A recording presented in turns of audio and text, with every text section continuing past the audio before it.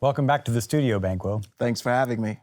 And this must be your son, Fleance. Nice to meet you. Nice to meet you too, Ralph.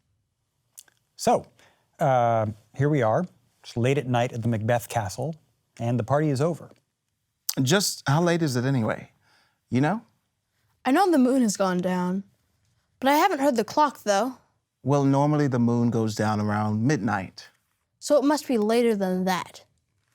Do you mind taking this for me? I'm so tired.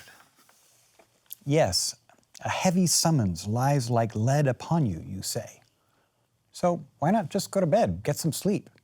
And why are you carrying that sword around? I don't dare sleep. There's certain thoughts I don't want to have, and I can keep from thinking about them if I stay awake. As soon as I go to sleep, they come right back. Bad dreams, huh? This has to do with the meeting that you had with the weird sisters. It seems to have really unsettled both you and Macbeth. But what are the cursed thoughts in your case? I mean, didn't they just predict that you would be father to kings? What cursed thoughts come from that? Who's there? Is there someone there? You seem a little nervous. And why are you carrying around a sword when you're safely within Macbeth's walls? Someone here? Oh, that's right, actually. Macbeth and a servant appear. Macbeth and a servant? That's right. So he's not in bed either.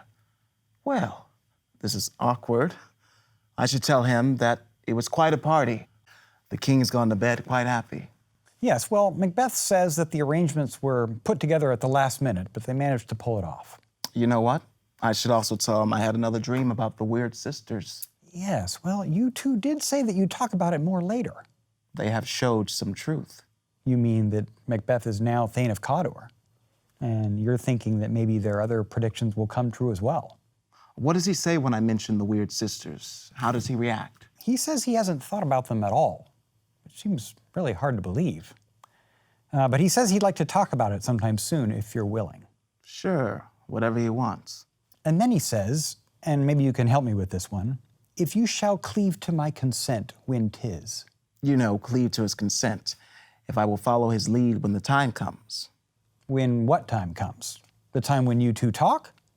Or is he referring to something else? What's the rest? Let's see. It shall make honor for you. So, if you shall cleave to my consent when 'tis, it shall make honor for you. So if you follow his lead, when the time comes, you'll gain honor from it. Doesn't sound like he's referring to the conversation you'll be having. Sounds like he wants you to read between the lines. Yes, well, two can play at that game.